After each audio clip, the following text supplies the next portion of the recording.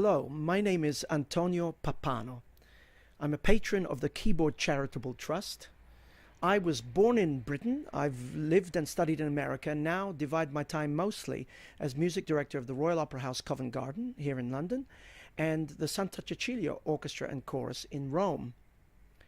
Music has no borders and the Keyboard Trust neither. Over its long history, it has presented young concert pianists of 34 different nationalities, offering them performing opportunities internationally and now globally by means of these internet broadcasts. All are ready to grace the great concert halls. I now invite you to hear them in conversation and in concert. Please remember their names, then ask the Keyboard Trust to send them to perform where you are. Then you too will have helped to accomplish our true mission. Thank you very much. Welcome to Keyboard Charitable Trust podcasts. This program presents Iyad Sughayer in conversation with Keyboard Trust's artistic director and world-renowned list specialist, Dr. Leslie Howard. They discuss advantages of performing less-known music, explore their favorite repertoire, and even recite an extract from an Arabic poem. After the discussion, you can hear Iyad play Mozart Sonata in E-flat major, K number 282. Enjoy. You've just played for the Trust for the first time. Yes. And that was very, very good concert, and we were very happy to have you. And I know that you're already booked to play some more things for the Trust, and really absolutely delighted about it. So am I. You also managed yesterday to play, I think, two things that we've never had before. Actually, maybe three. I don't think we've had that Mozart Sonata before. We have not had the Dreiklavierstücke of Schubert before, and we most assuredly haven't had the Khachaturian Sonata. And that's really good, because if you play a program that's got household names across the title page, but still manage to make people prick up their ears for something that they haven't heard very often or ever, that's a good achievement. And Khachaturian Sonata, I can't remember ever having heard anyone other than you play it at a public place. But it's a very interesting piece, very good piece. And the slow movement is I think one of the treasures of the repertoire. Anyway, that's enough of me. Well, I mean, the Khachaturian I love, because I played it a few times now, and I love after every single recital, people come up to me and say, why the hell is this piece not being played more often? And I love people who say, oh, they've never heard anything by Khachaturian on the piano apart from his big ballets and orchestral pieces. Yeah. So it's always lovely to introduce new music. Well, not new, but... Well, but new to their ears. Yeah. That's true. But of course, one of the reasons why it's not that often played is because it's extraordinarily difficult.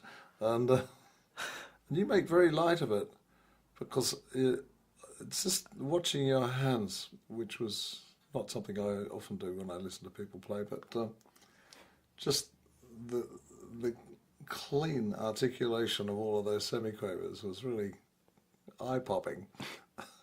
And but you have to do it, because there are these neoclassical elements in the way he writes, that, you know, in between when he makes those tremendous bell sounds, because he's always doing that. Yeah. He's as reliable as Rachmaninoff for putting bells in his pieces. No, it was a very, very good piece to hear. Picking the right things for a repertoire that suit the performer and that show a bit of imagination is serious skill and always worth developing. Because I know you play all the Mozart sonatas, which that's already an achievement of a different sort, because almost everybody has been strapped down to learn a Mozart sonata at some point, and usually they never play it again, because when they go back to it, they realise how awful it must have been when they were playing it when they were 15. But to approach that body of music with serious intent to do everything is well, not many people, you know, it's 2 or 3 people maybe in every generation who really sit down and do all of that. And it makes your repertoire personal, and it means that people will immediately think that, oh, well, if we need Mozart, we should get him. And that's a very smart move to make. It's easier to make it with a lesser known composer. You know, if you're the only one who plays the complete works of Moszkowski, that would be nice, but you wouldn't get used in as many places. Yeah. But it's funny that something like the complete sonatas of Mozart are not really tackled anywhere near, say, as often as the complete Beethoven sonatas. Yeah. And that always surprises me. Of course, you could always do the complete Haydn sonatas, because there's only one person in every generation who ever goes anywhere near that project. I think I can say without fear of contradiction that you're the only Jordanian Palestinian who's ever performed for the Keyboard Trust.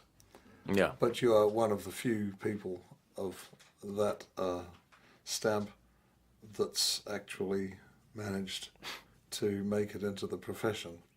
And I think there must be some interesting observations you can let us have, just because, well, frankly, it's exotic, but it's also different. Yeah. And so your musical experiences leading to where you are now and directing you to where you're going next. I think this has to do with my sort of love to Khachaturian, because the music is very similar. They are meaningful tunes, are very similar to sort of tunes I grew up listening to. Yeah. But you studied in Jordan, right? I did, Yeah. until I was 14. And then I came to Manchester. And I'm an ignorant man, and I suspect that quite a number of the people who are going to be listening to you play are quite unaware of what musical life in Jordan is like. But I presume that there is some tradition of teaching Western music and Yeah. I went to a classical conservatoire. But sadly, you know, you have the limits of funding and more importantly, the limit of people being interested in playing classical music, which is ultimately the reason why I had to move to the UK. There isn't enough opportunities, and it's a very small market. Yeah. Well, we're lucky, but I hope you manage to re-import some Oh of no, what absolutely. happened back to Jordan, Yeah. and I know it would be nice to if we could organise concerts all over the world for people in order to break down social and political barriers everywhere. But I presume it's not as easy as all that for you to get into Palestine to play there. And if you go there, that's tricky. And I believe you're not able to enter Jerusalem. Is that right? No. Yeah. See, that always strikes me as excessively silly, and something that really ought to be repaired by some people of goodwill and intelligence. Because I can't see any good reason for musicians not to be able to go anywhere and play anything. And if you were able to go anywhere and play anything, what would that be? Probably Jerusalem. Well, okay, and what music would you like to play to them? And probably Mozart as well, or Khachaturian, and That will all work, I think. Mozart works anywhere. That's, I keep meaning to ask you this. Have you looked at the Mozart variations yet? yes. God. Yeah. They're that terrific Not set all. of pieces. Nobody plays them. Unfairly Nobody. neglected, I yeah. mean, when do you last hear them, the Gluck variations in a public concert? Except in Tchaikovsky's orchestration, which you do hear. But I'll program that for next concerts then. oh, it's a fantastic piece. That. It's just a little corker of a piece, and mighty difficult too. Yeah. But his last piano piece is a set of variations in F called Ein Weib ist das herrlichste Ding, and which I suppose you could translate loosely as a woman is a sometime thing. Well, that's how they would have done it in Porgy and Bess. But in which he writes variations on the introduction as well as on the theme and gets it all mixed up and very clever. But as you would expect, it's Köchel 613. So even when he's writing a piece for pocket money, which I'm sure he was, he can't help but just do something amazing. But it's never got into the repertoire. It's really a strange thing, that music by such a mighty composer remains on. I've not recorded. No, I've played it a bit, but no, it's the sort of thing that you know, if you do, nobody ever says thank you. It's like all those sets of variations by Beethoven that absolutely nobody plays. And some of them are, you know, you don't just have to play the Dear Belly, which is actually very often indigestible. But there's a marvellous little one where, to this day, they always print they get the wrong composer for the theme. They always say it's by Wranitzky, but Wranitzky was merely the bloke who put together a ballet using tunes by other people, and Beethoven used it. But the tune is essentially the same as the one Glinka has in Kamarinskaya. And I'll get the music out after and wave it at you.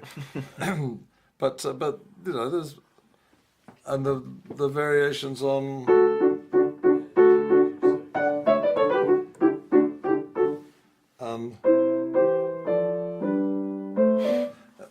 it's very funny set of variations.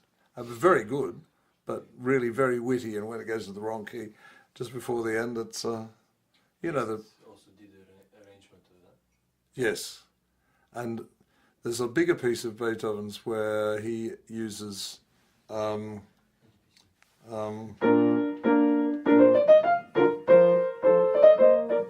Britannia and Malbrook s'en va en guerre, which we know as for He's a Jolly Good Fellow. Yeah. And God Save the Queen, all to describe the Battle of Vittoria. And he wrote it for a panharmonicon, which was a one-man band machine invented by Meltzel, the same geezer who invented the metronome. He also did it for piano duet, for piano solo, and for orchestra, and in each case with muskets and cannons. I don't really think piano solo with muskets and cannons is ever going to be something that catches on. But you can play it without the muskets and cannons. It's not as fun though. But it's a good piece. It's very funny. It's got a fugue in it that's as hard as the Hammerklavier fugue, fortunately shorter. But it's just because he just writes all the notes down that the orchestra's got in the space of two staves, and you've got to sort it out. But he sent it to the Prince Regent, who was too busy to reply to him. That was one of the reasons why Beethoven was reluctant to come to England, because he felt he'd been snubbed by the king, because he was used to kings replying to him when he said them things. You know, Beethoven did have a very well-grounded sense of his own worth. What's your favourite poem? Oh, it's in Arabic, actually. Well, say It's, 10 words out of it. In Arabic? Yeah. Oh, he's putting me on the spot again. So I'll say something in Arabic, but they will like to hear you speak in Arabic. Pardon? Everyone would like to hear you speak in Arabic. Okay. This is a lovely poem by... Oh, God, I hate it. This is going to be edited, isn't it? Yes, it is. My Arabic teacher is going to tell me off because I've not spoken it in quite a long time. But it tells a story about this famous poet who was in love with this woman, and all his poems were dedicated to her. And he had to leave so he can go and sell his poems. And then when he came back, he thought she was with somebody else. So the poem says, وَلَمَّا تَلَقَيْنَا عَلَى صَفْحِ رَامَةٍ. I'm not going to say it in Arabic, I'll just explain it. But it basically says about a place when they met, and he saw her, and he found her hands very sort of red, And he says to her, did you get engaged to somebody else while I was away? And then she says that didn't happen. But the reason the red is because when you left, I was crying blood, and I had to wipe the blood out of my eye. Oh, it's very nice. It's very very cheesy, but it's you know, it does something. Good. Yeah. Yeah. There was some Middle Eastern treasures out there. Lots. Yeah. Anyone who hasn't read the Rubaiyat of Omar Khayyam had jolly well better do so. It's fantastic. Yeah. But it was written in more tolerant times because it speaks very often and with thorough enthusiasm of wine. Do you know "Come, Fill, My Good Fellow, Fill"? well, you need a violin and a cello and a choir, but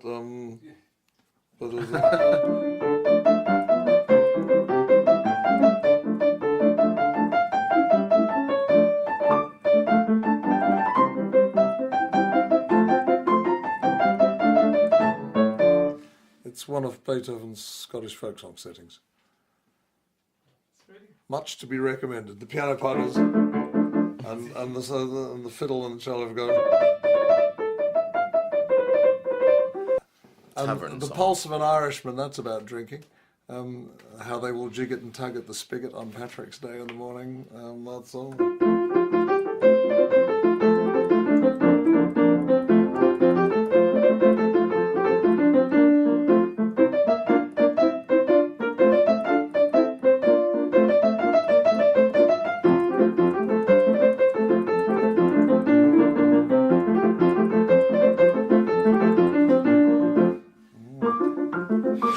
And so on and so forth. These arrangements that Beethoven did are all fantastic, and it's hard to get them on in a concert because it's an awkward combination. But if you've got a piano trio, it's worth thinking about just getting a couple of singers in and doing half a dozen of them, because they're beautiful to play, and some of them are, they're not all jigs. There's one called Faithful Johnny, which I think is as beautiful a piece as any slow movement that he ever wrote.